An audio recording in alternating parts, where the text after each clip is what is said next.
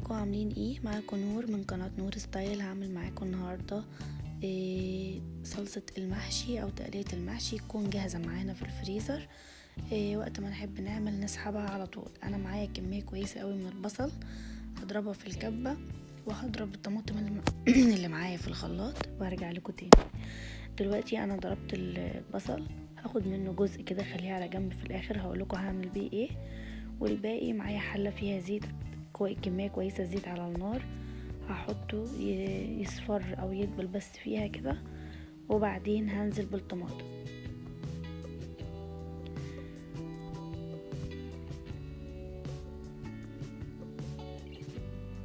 كده خلاص انا حطيت البصل اللي معايا في الزيت. انا بعمل المحشي طبعا بزيت، بس في الاخر بعد ما بيستوي بحط له معلقه او 2 سمنه بلدي، لكن مش بعمل تقليه بسمنه. زي ما احنا شايفين هي دوب دبلت، ما خدتش لون ولا حاجه. هحط لها بقى الطماطم. انا ضربت شفشق طماطم، لسه معايا حوالي شفشق كمان.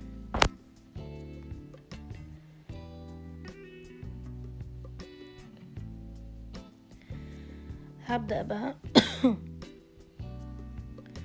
ان انا هقلب التقلية وابدأ ان انا بهارها بقى واظبطها. ومعايا 2 مرقة دجاج احطها،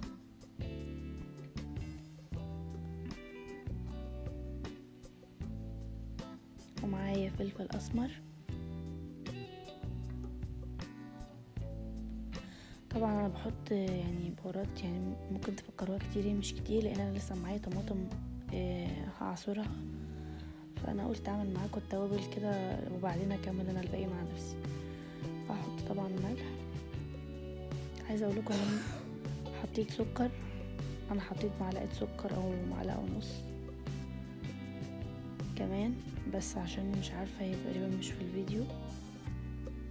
وكمان هحط شويه من القرفه، انا بحب احط في المحشي قرفه. لو انتي حابه تحطي كمون حطي، بس خليها بقى لما تطلعيها مثلا من الفريزر ممكن تحطي الكمون، متحطوهوش دلوقتي.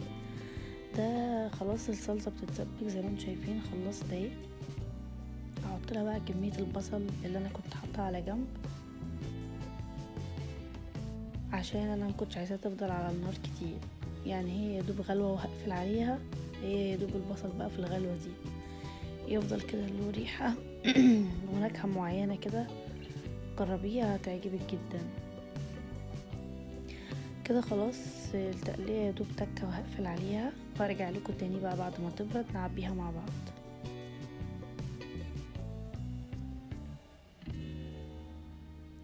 انا مواربه الغطا بس عشان ما تبهدليش البوتاجاز، لكن هي مش بتتغطى يا جماعه.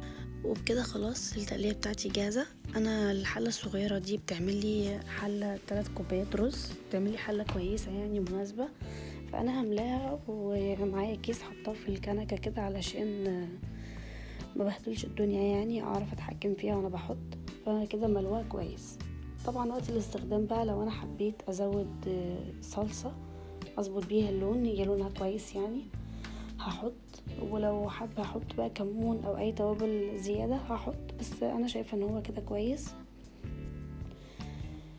كمان الشبت والكزبره احب احطهم بقى فريش، مرضتش ان انا احطهم دلوقتي يعني. دلوقتي خلاص انا عبيت الصلصه، عملت لي 3 اكياس. طبعا دي هتريحنا بقى بعد الفتره اللي جايه دي، ممكن كل اسبوع ولا حاجه تعمل لي كيسين 3.